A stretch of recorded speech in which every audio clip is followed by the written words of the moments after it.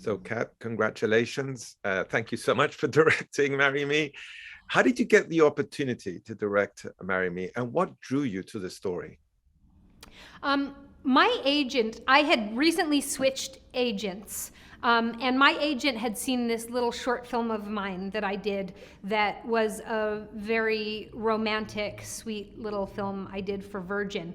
And Marry Me was honestly the first script he sent me, and he's like, "You have to read this. I really think this will line up with your sensibilities."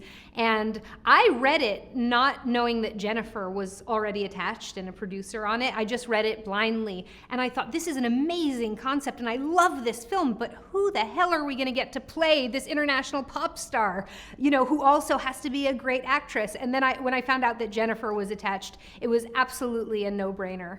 And Elaine, the producer, brought me to see Jennifer, to meet Jennifer, to talk about the script. And there was a song called Unlove You, which didn't end up making it into the film, but it was scripted. And she had a recording of it, and she was playing it on a Bluetooth. And the Bluetooth dropped off, and Jennifer kept singing. And I got full body chills, and I think I got tears in my eyes. And I was like, to see this superstar who she's so ubiquitous, she's everywhere, she's famous for being famous, to see her sing completely unproduced, raw, honest, was this revelation. And like the for me, it was like the first time I'd ever seen Jennifer Lopez. And I thought, my gosh, if we can capture even a little fraction of that and get that into this film, I think it'll be really special. And that moment where she's on the piano playing the beginning of On My Way was directly stolen from that little moment I had with her the first time I met her. Well, now you've managed to direct in this great movie. And what can you say about Jennifer and everything that she brought, which is a lot, to Marry Me? Jennifer was a part of the creation of the script. She had a hand in everything. When we were reviewing music, the music, they're not just songs, it's not just a soundtrack, it is an integral part of the emotional trajectory of the characters. And it is about, a man and woman falling in love. It's also about the emotional journey of an artist finding her voice. And so working every step of the way with Jennifer was so fun and so collaborative and so exciting, because she is just really open, and all her experience and all her, all of her, like the world that she brings to this film, and yet she was still so open and just willing to discuss everything. And it was just a pleasure. It really was. It was a joy. And what can you say about Owen, Maluma, and the rest of the extraordinary cast that you had around her?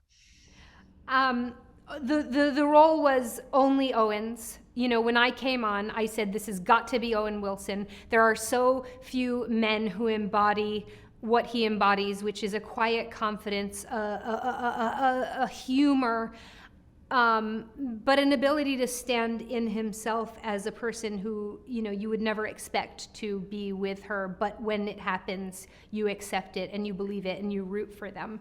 And I've been a fan of Owen since I was a teenager, and he surely did not disappoint. He was just a joy. And Maluma, this was his first time acting. We really wanted someone who could go toe-to-toe with Jennifer and command an audience of 20,000 and perform and have that kind of charisma where, you would buy their relationship for what it is, which is this very public,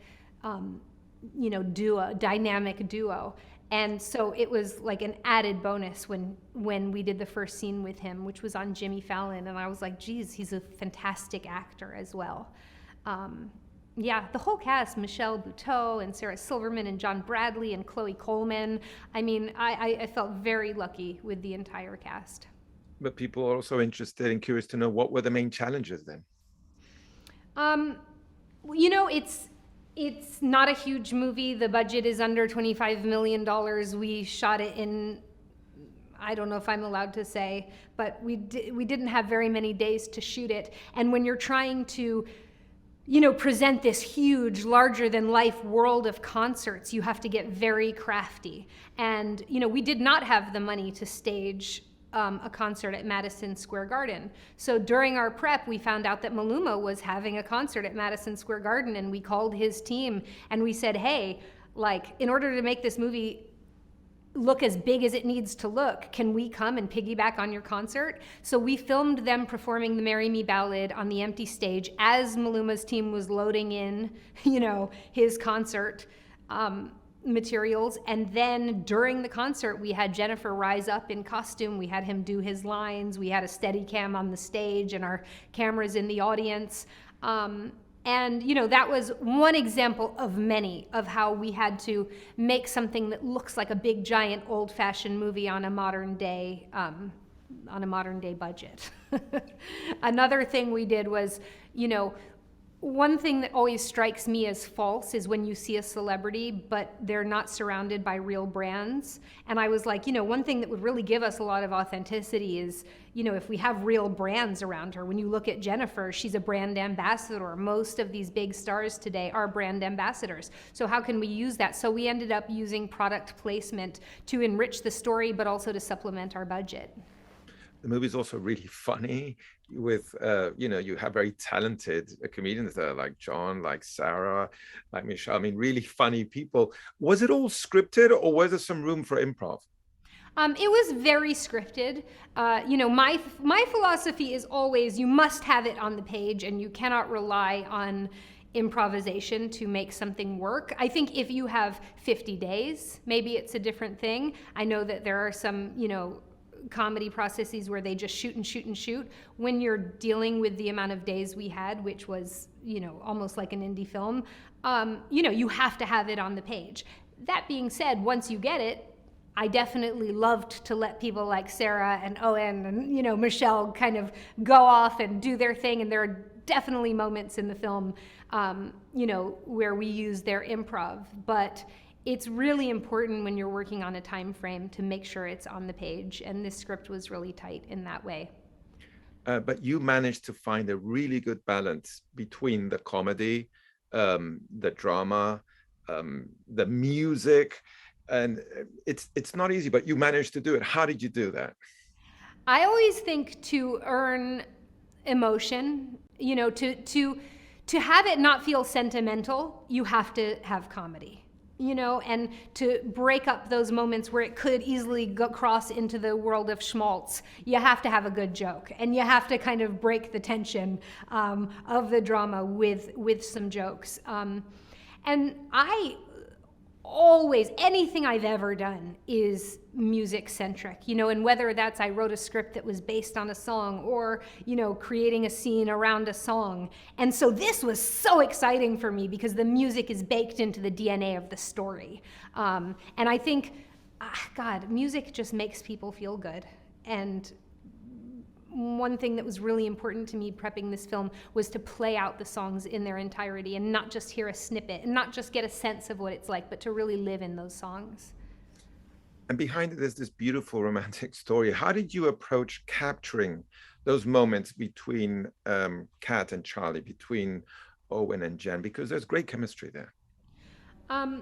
They have a natural admiration and respect for one another that you can see immediately when the two of them, I was there when I guess they met back on Anaconda 20 years ago, but I was there when they, met in person, and you could just see that they both really adored each other, as artists. And so there was a baseline of admiration that we started with, and they're very opposite. They're very opposite in a lot of ways. Their process is opposite. Their rhythms are opposite. The way they approach things is opposite.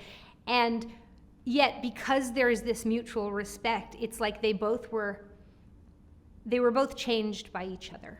You could see them change the way they operated around each other. I remember Owen saying to me, "My God, she is so prepared. She is so polished. You just want to kind of rise up and work at another level, and then Owen is so exploratory and experimental, and he lives really in the moment. And so you watch Jennifer kind of watch him navigating, and it was just so fun to watch them, two people who really respected one another.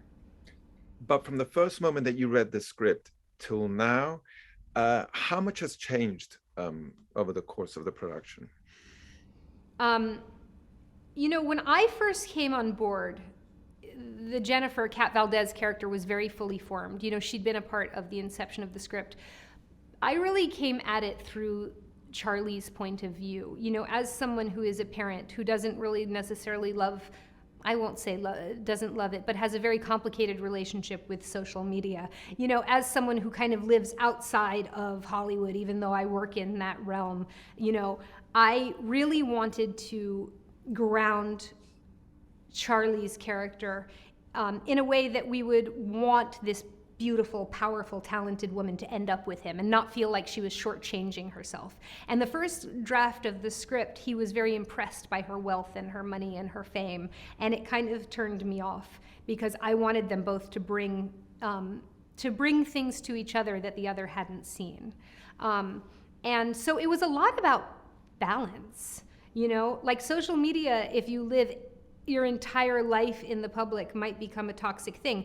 But it's also maybe a toxic thing to have a teenage daughter and pretend that social media doesn't exist. How do you relate to that generation? And so it was about them finding, you know, a balance with everything in their lives. Another thing that I brought to it was it ended on another wedding.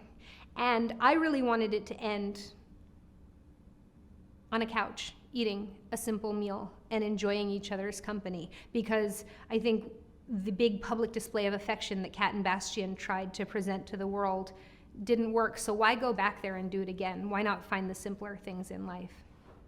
It's also really interesting that you have the same name as the main character. People are curious to know, was that a coincidence? Complete coincidence, and something that drove me absolutely crazy. And in prep, I begged Elaine and Jen, I said, please, can we find a different name? It's so confusing. And everyone's gonna think that I named, you know, this pop star cat. But we generated a list of 40 names, and honestly, it just felt like the right name. So it was perfect. Speaking of perfect, they're asking, why do you think this is the perfect Valentine's Day movie? I think that if you go on a date with somebody, you want to walk out of the theater and be in a good mood. And I think that this is the kind of movie that hopefully makes people smile throughout and walk out of the theater and feel good. It gives hope. It's a little bit of an escape.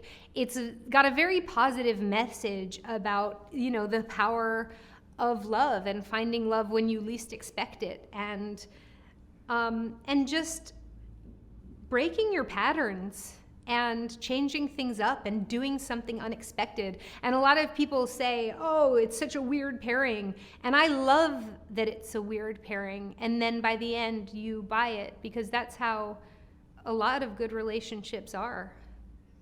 And they're also curious to know, what, if any, past films did you draw any inspiration from? I am a huge lover of the rom-com genre, and I think it's one of the most enduring genres, you know, since film became a thing. Charlie Chaplin made rom-coms. The big musicals of the 30s and 40s were rom-coms. You know, when you get into the 80s and When Harry Met Sally and Sleepless in Seattle and Notting Hill, and, you know, it's something that I have always loved. I love watching rom-coms, and I wanted to make an old-fashioned, unapologetic rom-com. And, you know, instead of being afraid and going, oh, we have to reinvent the wheel, it was like, let's lean into it. We've got references to Pretty Woman. We have people running through airports and holding up signs, and I love that. And I want people to look at it and go, oh, this is familiar to me. I've seen it before, but also feel like we're meeting two characters that we've never seen go on this journey together. And I think you've thoroughly achieved it. Congratulations, Kat. And thank you so much for being with us here today. And above all, thank you for this movie. Thank you. Thank you. Ladies and gentlemen, you're watching Hey You Guys. Hey You Guys, huh? Hey You Guys. Is that from the Goonies? It is indeed, yes. Nice. Hey You Guys.